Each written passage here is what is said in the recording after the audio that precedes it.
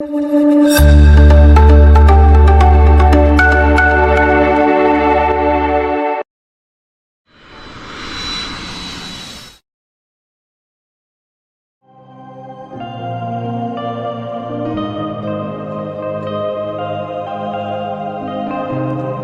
pouvons acclamer. Une fois de plus, je vous salue dans le nom de notre Seigneur. Et c'est encore un honneur ce matin de pouvoir parler de la part de notre Dieu.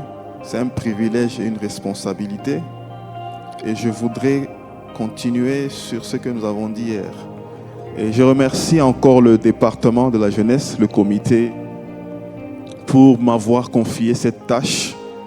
Et je remercie le président, je remercie aussi le pasteur, je remercie les anciens pour leur confiance encore une fois de m'accorder cette tâche qui n'est pas simple, qui est une responsabilité envers Dieu. Amen. Ce matin, nous continuons avec le thème de notre marathon de prière matinale qui est l'affermissement. Notre thème qui dit « Affermis, ô Dieu, ce que tu as fait pour nous. » Amen. Hier, nous avons vu comment est-ce que dans la vie d'Esther, malgré que Dieu avait déjà décidé, malgré qu'elle était déjà entrée dans la cour royale, elle avait besoin d'affermissement. Amen. Elle avait besoin de la présence de Dieu. Elle avait besoin de continuer à prier parce qu'il y avait des obstacles qui montaient, qui se soulevaient. Alors nous avons parlé hier, nous avons expliqué comment est-ce que malgré que nous sommes bénis, il y a toujours un ennemi qui vient pour déranger notre bénédiction. Malgré que Dieu a déjà décidé dans nos vies, malgré que Dieu nous fait entrer dans nos destins, il y a toujours un ennemi qui vient pour déranger cela. Alors ce matin, nous allons parler de quelques points dans l'affermissement. Nous allons aujourd'hui regarder le thème dans le sens où comment est-ce que Dieu nous a affermis. Aujourd'hui, nous n'allons pas nécessairement nous concentrer sur les attaques et les oppositions et la résistance et les défis qui combattent notre affermissement. Aujourd'hui, nous allons vraiment regarder que Dieu a déjà fait quelque chose. Amen. Nous n'allons pas seulement demander ce que nous n'avons pas, mais nous allons faire confiance en Dieu ce matin. Parce que moi, je crois que quand Dieu donne un mot, il a déjà commencé à agir. Amen. Chaque fois que nous venons ici au culte, quand on nous parle, nous recevons la parole, nous levons nos mains vers les cieux et que nous acceptons la parole de Dieu et que nous scellons, Dieu commence déjà à agir. Amen. Jésus dit que tout ce que vous demanderez à mon nom, croyez que vous l'avez déjà reçu, même si nous ne le voyons pas. Alors, nous allons commencer avec un premier point. Comment est-ce que nous savons que Dieu a déjà commencé à agir? Et comment est-ce que nous savons que Dieu agit et comment est-ce qu'il a affermi notre foi? Nous voyons, pour commencer, Dieu affermit toujours ce qu'il a commencé. Amen. Dieu affermit toujours ce qu'il a commencé. Dieu est toujours l'auteur de ce que nous faisons, de ce qui nous arrive et de toutes les bénédictions que nous recevons. Alors, sans plus autant tarder, nous allons voir déjà ce que Dieu fait. Nous allons donner des exemples qui nous montrent que Dieu a déjà commencé à faire quelque chose. Amen. Dieu avait décidé de prendre les enfants d'Israël. Là, nous sommes dans Genèse, nous sommes dans Exode. Dieu avait déjà commencé avec les enfants d'Israël. Il leur a donné une promesse. Il avait déjà dit à Abraham qu'il enverrait un prophète pour délivrer son peuple de la main de Pharaon. Et pendant que le peuple d'Israël était en Égypte, nous voyons que Dieu avait envoyé Moïse. Dieu avait ouvert la mer Rouge. Dieu avait conduit son peuple alors qu'il le prenait d'un point à un autre. Amen.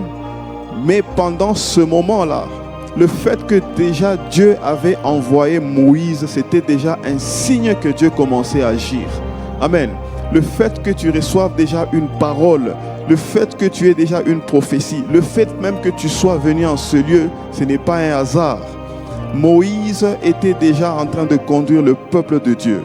Nous voyons que malgré que Dieu malgré que les enfants d'Israël, malgré que plutôt les Pharaon et son armée poursuivaient les enfants d'Israël derrière eux, Dieu qui avait commencé, Dieu qui n'abandonne pas, Dieu qui a fermé et qui continue ce qu'il a commencé, n'a pas abandonné les enfants d'Israël dans le désert. Il a marché avec eux, il les a délivrés de plusieurs ennemis qui les ont suivis. Même s'ils n'étaient pas encore arrivés dans ce pays où coule le lait et le miel, nous voyons la présence de Dieu dans toutes les étapes de l'histoire d'Israël. Amen. Quand il manquait à manger, Dieu ouvrait le ciel, Dieu envoyait les oiseaux. Quand ils avaient des difficultés, sans avoir une vraie armée, Dieu combattait pour eux. C'est de la même manière que dans ta vie ce matin, même si tu n'es pas encore arrivé à la destination, sache que tu es déjà en route. Sache que la colonne de nuée et de feu te conduisent déjà. Alors ne sois pas découragé parce que tu ne vois pas. Ne sois pas découragé parce que tu n'as pas encore touché dans tes mains ce que tu cherches. Nous voyons ici qu'avec les enfants d'Israël, Dieu les avait déjà délivrés. Amen. Le fait que Dieu te délivre déjà, le fait que Dieu t'ait sauvé, c'est déjà un signe que Dieu est en train de marcher avec toi. Alors ne sois pas découragé, ne doute pas ce matin dans le nom de Jésus-Christ. Voilà comment est-ce que Dieu a commencé à marcher avec les enfants d'Israël. Voilà comment un signe et une preuve que Dieu est en train d'affermir ce qu'il a déjà commencé. Si moi aujourd'hui je suis marié, même si je sens l'instabilité, même si je sens les disputes, mais comme Dieu a déjà béni ce qu'il a uni, il va aussi l'affermir. Alors notre prière doit toujours être que Dieu puisse nous affermir. Nous devons toujours lever nos yeux vers le ciel parce que c'est Dieu qui nous affermit, parce que c'est lui qui a la solution à tout ce que nous faisons. Voilà pourquoi nous voyons dans ce cas que Dieu agit déjà.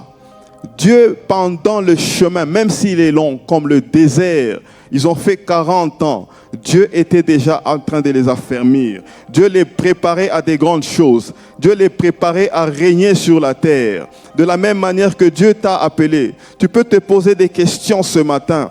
Tu es chrétien depuis très longtemps. Tu as mis ta foi en Christ depuis très longtemps. Mais tu as comme l'impression qu'il y a beaucoup de choses que Dieu n'a pas encore fait. Dieu réalise toujours sa promesse. Amen. Tout ce qu'il dit se réalise parce que Dieu ne ment pas. Amen. Si Dieu t'a donné la vie, c'est déjà un signe, parce que chez Dieu il n'y a pas de hasard. C'est déjà un signe que dans le plan de Dieu de l'humanité, tel que Dieu avait prévu qu'il y ait un Moïse, tel que Dieu avait prévu qu'il y ait une Esther, c'est comme ça aussi que Dieu avait prévu que tu sois vivant. Même si les gens ne te considèrent pas, le fait que Dieu te connaît, le fait qu'ils te connaissent, le fait que Dieu a permis que tu sois né, le fait que Dieu a permis que tu grandisses, le fait que Dieu a permis aujourd'hui que tu sois chrétien, ça montre déjà que Dieu avait déjà commencé une œuvre avec toi. Amen. Et il ne s'est pas arrêté là. Dieu t'a sauvé. Il t'a tiré de la main de l'ennemi. Il t'a tiré de ce monde. Il t'a tiré des coutumes de ta famille, les coutumes de ta tribu. Il t'a tiré de la méchanceté de ce monde. Il t'a tiré de l'idolâtrie. Il t'a tiré du péché. Ce n'était pas en vain. Amen. Il a donné sa vie. Il a donné son sang. Son corps a été meurtri. Ça montre déjà qu'il était en œuvre. Il y a déjà 2000 ans, bien-aimé, que Dieu avait déjà commencé à travailler, que Dieu avait déjà donné sa vie pour toi. Amen. Pour que toi, aujourd'hui, tu sois dans la joie. Pour que toi, aujourd'hui, tu sois sauvé. Pour que tu sois dans l'abondance. Pour que tu puisses rayonner. Pour que tu puisses refléter la puissance et l'amour de notre Dieu. Amen. Dieu t'a protégé. Si aujourd'hui, malgré les problèmes qu'il y a eu dans ce monde, malgré les guerres qu'il y a eu, malgré les oppositions dans notre pays, malgré les difficultés, malgré que nous sommes appelés parfois le pays le plus pauvre, mais le fait que Dieu nous ait protégés, le fait même que tu te sois réveillé ce matin, est un signe que Dieu est toujours là. Il est toujours prêt et en train de travailler dans ta vie. Amen, bien-aimé. Dieu t'a aussi pardonné. Le fait qu'il nous ait pardonné de nos péchés Le fait qu'il nous ait pardonné de tous les mal que nous avons commis. Le fait qu'il ne nous ait pas condamnés lorsque nous méritions nos péchés. Le fait qu'il manifeste sa miséricorde et sa pitié dans notre vie. Ça montre que Dieu a un projet avec nous, bien-aimés. Amen. Ça montre que Dieu est en train d'agir. Il est en train de faire quelque chose, même si nous ne le voyons pas. Quand nous voyons que Dieu nous pardonne, quand nous voyons que Dieu a pitié de nous, lorsque nous voyons que nous ne recevons pas ce que nous avons mérité, nous ne recevons pas en salaire le mal que nous commettons, c'est aussi un signe, bien-aimé, que Dieu est en train d'agir dans ta vie et qu'il va affermir ce qu'il a commencé. Amen. Voilà des signes que Dieu est en train de faire quelque chose. Il a déjà fait quelque chose pour nous. Nous ne pouvons pas toujours prier en pensant que nous n'avons rien. Amen. Nous devons aussi prier et demander à Dieu d'affermir ce qu'il nous a déjà donné. Que Dieu nous donne la force de continuer ce que nous avons commencé. Que Dieu nous donne la force de continuer l'œuvre dans notre église. Ça fait 30 ans que notre église a commencé, mais nous n'avons pas abandonné. Amen. De la même manière, ça fait des années que tu as commencé ta marche avec Christ. Et je t'invite de ne pas abandonner. Amen. Comme nous avons dit dans Philippiens 1,6, celui qui a commencé en vous cette bonne œuvre la rendra parfaite. Amen. Ta vie sera parfaite. Ton apparence, ta santé seront parfaites parce que Dieu demande et il ordonne que cela arrive dans ta vie. Amen. Donc Dieu a déjà commencé à faire quelque chose dans ta vie. Ne te sens pas abandonné, ne te sens pas découragé. Ne cherche pas à gauche, ne cherche pas des solutions dans ce monde. Ne t'éloigne pas de Dieu, ne cherche pas à bricoler. Parce que souvent, lorsque la vie devient difficile, bien-aimé, nous avons tendance à créer nos propres solutions. Amen. J'ai entendu des gens qui disent que quand Dieu te prophétise, tu dois aider. Non, bien-aimé, tu dois être attaché à Dieu et rester dans sa vision. Amen. Tu dois obéir à Dieu, tu dois t'attacher à lui. Nous ne devons pas nous éloigner de notre Dieu. Nous devons être persévérants. Amen. Parce que la percée vient avec la persévérance. Vous pouvez avoir des dons dans ce monde, vous pouvez avoir des qualités, mais ceux qui persévèrent, souvent c'est ceux qui réussissent. Amen. Ceux qui triomphent. Garde la foi parce que Dieu est déjà en train d'agir. Et c'est que Dieu, le prochain point, c'est que Dieu fait doit être affermi. Amen. Il est l'alpha et l'oméga. Pendant que toi, tu penses que tu as déjà réussi, Dieu ne voit pas là-bas, il ne te voit pas. Dieu ne te voit pas seulement dans le désert. Dieu ne te voit pas te contenter des petites victoires. Amen. Dieu te voit régner parce qu'il a un projet avec toi. Dieu te voit aboutir, arriver à la fin de ta course. Ne te contente pas de t'arrêter au milieu et ne te contente pas de continuer seul. Parce que Dieu seul est celui qui doit affermir ce que tu as commencé. Beaucoup de personnes, lorsqu'elles sont bénies, lorsqu'elles sont visitées, lorsqu'elles voient l'abondance, lorsqu'elles voient la prospérité, lorsqu'elles voient l'épanouissement, la stabilité, on commence maintenant à s'entourer des conseillers de ce monde. On commence maintenant à se faire des amis intelligents. On commence à changer notre cercle. Mais bien aimés, nous devons rester connectés à la source. Amen. Il n'y a que Jésus seul qui peut nous consoler. Même dans les moments difficiles, il est le seul qui ne nous abandonnera pas. Alors nous voyons que c'est Dieu seul qui a affermi. Amen. La bénédiction ne continue pas toute seule. Même si nous avons l'impression que les saisons se succèdent, la parole de Dieu nous dit que c'est Dieu qui tient le monde dans ses mains. Amen. Même quand la terre tourne, c'est parce que Dieu est en train de veiller. Même quand tu te réveilles ce matin, c'est parce que Dieu est en train de veiller sur toi. Même lorsque tu respires en ce moment, c'est parce que Dieu le décide. En un instant, il y a des personnes qui se sont retrouvées par terre et le souffle de vie est parti. Amen. C'est pour te dire que Dieu, le Saint-Esprit en nous, est le feu qui brûle et qui nous pousse à continuer à prospérer et à avancer. Que l'orgueil ne puisse pas remplir nos cœurs. Comme Lucifer au ciel, qui était l'ange qui gardait le trône de Dieu, qui était l'ange qui marchait sur des pierres précieuses. C'était l'ange qui marchait sur la montagne de l'Éternel. Mais l'iniquité a été trouvée en lui parce qu'il s'est senti suffisant. Amen. Il a oublié que Dieu était la source et Dieu est celui qui nous soutient et celui qui nous maintient. Ne faisons pas l'erreur de ressembler à Lucifer. Amen. C'est Dieu qui a fermé notre foi. C'est Dieu qui a fermé. C'est pour ça que nous avons certains passages.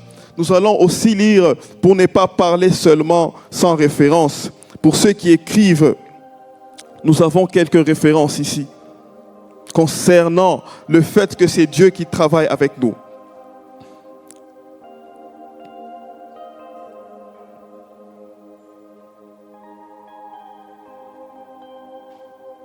Nous allons lire dans Luc 22, 31 et 22, le verset 31 et le verset 32. Luc 21,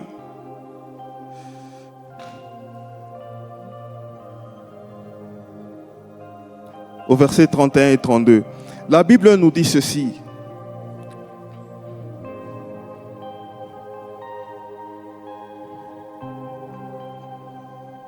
De même, quand vous verrez ces choses arriver, sachez que le royaume...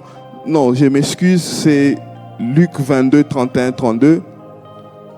Voilà pourquoi je ne trouvais pas.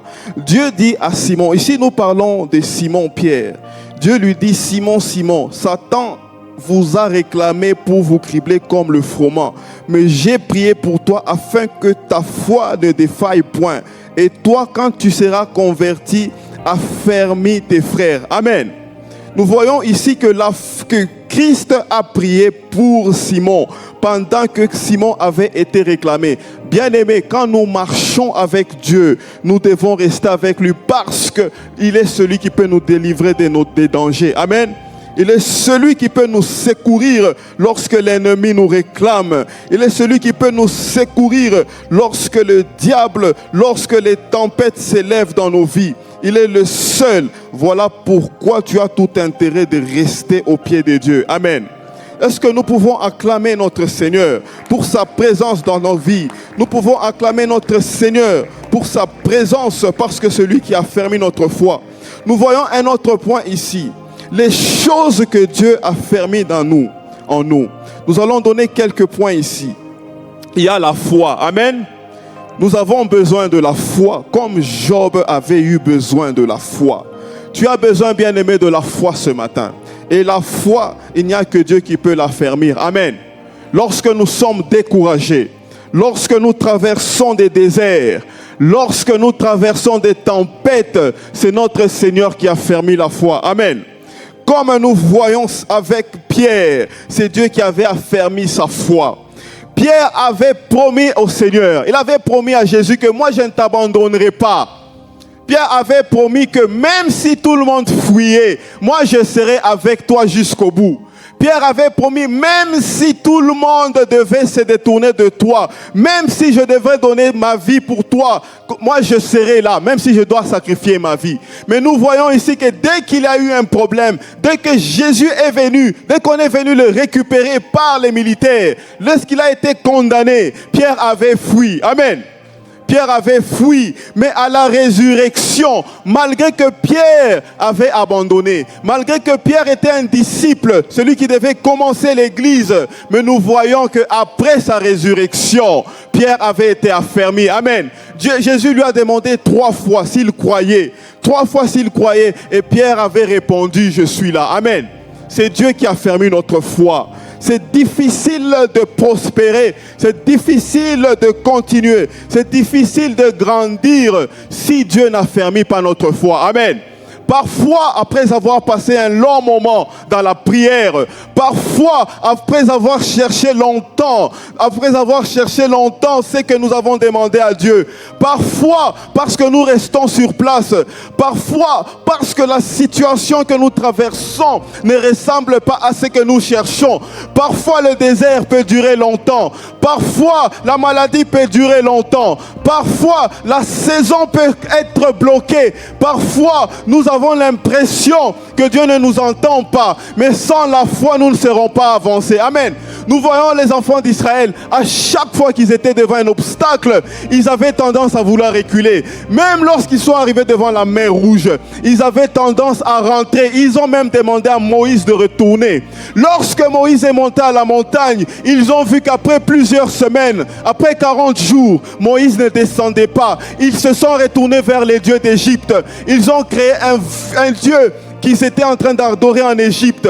Mais ce matin, bien-aimé, que ta foi soit affermie par Dieu. Amen. C'est une chose des plus importantes, que ce ne soit pas seulement les bénédictions qui soient affermies, que ce ne soit pas seulement ta famille, que ce ne soit pas seulement tes entreprises, que ce ne soit pas seulement ton business ou ton argent, mais premièrement que ta foi soit affermie dans le nom de Jésus. Nous avons besoin de la foi parce que nous sommes en train de traverser les temps de la fin. Amen. Sans la foi, nous ne saurons pas avancer. Lorsque nous ouvrons nos yeux, nous voyons le contraire de ce que nous espérons. Lorsque nous regardons notre santé, nous voyons le contraire. Tu peux voir le contraire de tous les marathons que tu as assistés ici, dans cette église. Parfois même à la fin de cette prière, peut-être tu n'entends aucune parole, peut-être tu n'entends aucun bruit venant de Dieu. Mais je voudrais, Seigneur, ce matin, mon frère, te rassurer que Dieu peut affermir ta foi et que Dieu affermisse ta foi afin que tu ne puisses pas abandonner. Que Dieu affermisse notre foi afin que nous puissions entrer dans notre lieu de bénédiction. Que Dieu affermisse ta foi afin que tu ne puisses pas bricoler ta propre destinée. Que tu ne puisses pas bricoler ta propre bénédiction ce matin.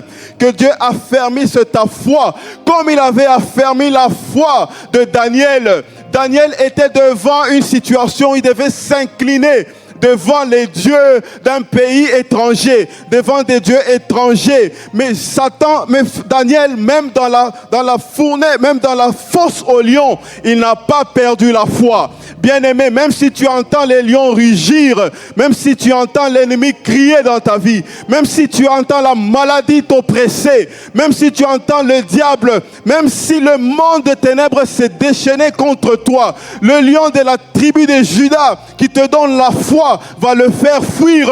Quand tu vas ouvrir ta bouche, quand tu tapes tes mains, la tempête va s'éloigner à cause de la foi dans le nom de Jésus-Christ. Si tu crois cela, dis Amen encore une fois de plus. Que Dieu augmente ta foi ce matin. Que Dieu affermisse ta foi. Sans la foi, nous ne pouvons pas prospérer. Nous voyons aussi les Shadrach, Abednego et Meshach, à travers de la foi, ils sont acceptés d'entrer dans la fournaise qui était chauffée cette fois. Je ne sais pas quelle est la fournaise dans laquelle tu te retrouves ce matin. Peu importe la température à laquelle elle a été chauffée, le Saint-Esprit qui est en toi ne peut pas être consumé par un feu que les humains ont créé. Le Saint-Esprit qui est en toi ne peut pas être consumé par le feu que le diable a créé. Parce que lui est le feu qui dévore. Le diable ne pourra pas te terrasser parce que tu dois garder ta foi dans le nom de Jésus. Si tu crois, acclame encore une fois dans le nom de Jésus-Christ. Dans le nom de Jésus. Dieu doit encore affermir dans nos vies notre service. Dieu doit affermir ce que nous faisons. Nous voyons dans la vie de Moïse, Moïse se sentait incapable d'agir.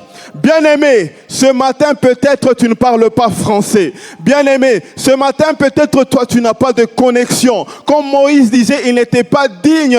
Mais je te rassure ce matin que la mission que Dieu t'a donnée, tu es capable de l'accomplir.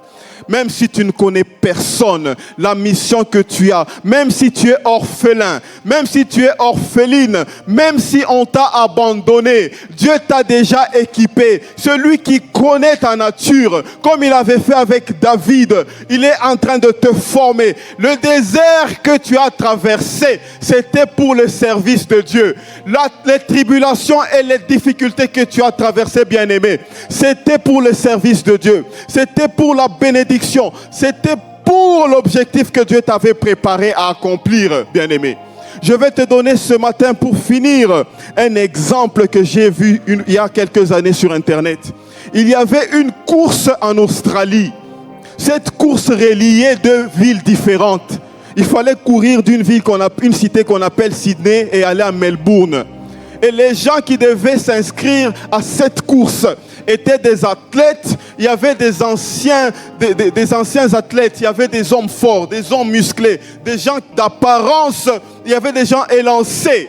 Mais parmi eux, il y a un homme qui avait 61 ans qui est venu s'inscrire. Quand on l'a vu, on s'était moqué de lui. On s'est posé la question, comment est-ce qu'un homme de 61 ans peut venir assister, participer à une course? On pensait que cet homme voulait mettre fin à sa propre vie. Mais quand la course s'est terminée après 5 jours, on s'est étonné de voir que la première personne arrivée, c'était le monsieur de 61 ans. Amen. On s'est posé des questions. Comment est-ce possible? Nous avons des athlètes, nous avons des sportifs, nous avons des jeunes, nous avons des hommes forts à la carrure qui est convaincante. Mais comment est-ce qu'un homme de 61 ans a remporté cette course? Et quand on a attendu, la personne qui est venue en deuxième position est arrivée 10 heures après. Mais quand on a commencé à vérifier maintenant cette personne, ce monsieur était un agriculteur, ce monsieur était aussi un berger. Il avait l'habitude de rassembler les brebis dans les montagnes. Parfois, il le faisait sur des hectares, 800 hectares. Parfois, il faisait 2 à 3 jours sans dormir parce que son travail dans les montagnes, dans les brousses, était de rassembler les brebis, était de rassembler les moutons. Alors, ce qui fait que cet homme était habitué à marcher sans s'arrêter. Alors que les hommes qui étaient forts, ils couraient, ils le dépassaient, mais après ils devaient se reposer et dormir pendant toute une nuit. Et pendant que les autres dormaient, à cause de l'endurance de cet homme, à cause du désert, à cause de ce qu'il a vécu dans son passé, cette course ne représentait aucun défi pour lui. Alors il a remporté devant les professionnels. Parce que pendant que les gens dormaient, lui il était habitué parce qu'il connaissait l'endurance. Amen. Son corps était habitué. Son esprit était adapté. Cela m'a rappelé même l'histoire de David à cause de ce qui s'est passé dans la bergerie. Lui qui sentait mauvais, lui qui était à l'écart, lui qui avait défié des ours, lui qui avait défié des lions. Goliath n'avait représenté aucune menace devant lui. Bien-aimé, ce matin, ce que tu as traversé dans ta vie, c'était pour te préparer. C'était pour te préparer à la terre promise. C'était pour te préparer à la bénédiction de notre Dieu. Ce n'était pas pour t'abandonner. Dieu ne t'a pas fait passer sur ce chemin pour que tu sois découragé. Dieu était en train de te former. Alors ce matin, je déclare à cause de ce que Dieu a affermi depuis que tu es dans le Seigneur, à cause des obstacles que tu as endurés, à cause de la fidélité, à cause de la prière que tu n'as pas abandonnée, tu n'as pas compromis. Je déclare ce matin que tu vas entrer dans ton lieu de bénédiction. Je déclare ce matin que le ciel va s'ouvrir. Je déclare ce matin que Dieu est prêt à te faire passer dans une nouvelle saison. Je déclare ce matin que la situation qui était bloquée, le chapitre qui durait longtemps dans ta vie, tu es maintenant prêt. Dieu a vu que tu es prêt. Dieu t'a préparé. Il est temps maintenant que tu puisses quitter l'Égypte. Tu es prêt. Il est temps que tu puisses saisir les bénédictions dans ta vie. Il est temps maintenant que les promesses du Seigneur puissent se réaliser dans ta vie. dans le nom de Jésus-Christ. Dieu va te donner des enfants ce matin. Dieu va te bénir. Dieu éloigne l'esprit de mort. La Bible dit que les ténèbres ne régneront pas toujours. Je déclare que la lumière commence à luire dans ta vie ce matin. Je déclare que les ténèbres s'éloignent, les malédictions s'éloignent, l'ennemi, la jalousie, la méchanceté de tes ennemis s'éloignent parce que Dieu t'a affermi. Lève-toi maintenant ce matin. Tu commences à marcher. Marche avec courage. Marche avec foi. Marche avec sérénité. Parce que maintenant, Dieu est en train de te faire entrer dans ton lieu de bénédiction. Dieu est en train de te faire éloigner de la honte. Dieu est en train de changer ton histoire. Dieu est en train de te bénir ce matin dans le nom de Jésus-Christ. Dieu est en train de transformer ta vie. Si tu le crois, crie encore Amen dans le nom de Jésus-Christ. Acclame encore Dieu parce qu'il est en train de te sortir de l'Égypte pour te faire entrer dans Canaan. Il est en train de te faire traverser le Jourdain ce matin et personne ne peut s'y opposer. Aucun sorcier ne pourra s'y opposer. Aucune malédiction ne pourra te tirer. Aucune situation ne peut te réclamer dans le nom de Jésus-Christ. Le divorce qui menace ta maison ne pourra pas réussir, ne pourra pas triompher. La maladie qui réclame ta vie ce matin ne pourra pas triompher dans le nom de Jésus-Christ. Je déclare ce matin, toi qui as été appelé pauvre autrefois, c'est toi qui vas maintenant prêter aux autres. C'est toi qui vas engager les autres. C'est par toi que beaucoup seront bénis. C'est par toi même que ce ministère aussi peut être béni. À partir de ce matin, Dieu commence à marcher avec toi. Ce que Dieu avait commencé va commencer maintenant à se voir et à se faire ressentir dans le nom de Jésus. Ce que Dieu faisait dans l'invisible va prendre forme ce matin dans ta vie. J'ai la foi qu'à la fin de cette prière, ma propre vie va changer. J'ai la foi que cette année de la miséricorde, c'est mon année. J'ai la foi que tu as prié pendant 10 ans. Tu as cherché, tu t'es même découragé. Bien-aimé, ce matin, je suis venu pour t'encourager. Je suis venu te parler de ce Dieu qui ordonne que tu sois puissant. Je suis venu te parler de ce Dieu qui t'ordonne d'être différent dans le nom de Jésus-Christ. Pendant que je suis en train de déclarer cela, tu te lèves et tu acclames. Tu te lèves et tu te prépares à prier. Dans le nom de Jésus-Christ, ce matin, Dieu va transformer ta vie. Ce matin, quand tu vas quitter de ce lieu, tu ne seras plus la même personne parce que c'est la parole de Dieu qui l'a dit. Nous n'entrons pas dans sa présence et sortir de la même manière. Ce matin, tes fardeaux restent dans les mains de Jésus. Ce matin, tu es libéré dans le nom de Jésus. Bien-aimé, commence à élever ta voix dans le nom de notre Seigneur. Commence à prier ce matin dans le nom de Jésus-Christ. Dans le nom de Jésus.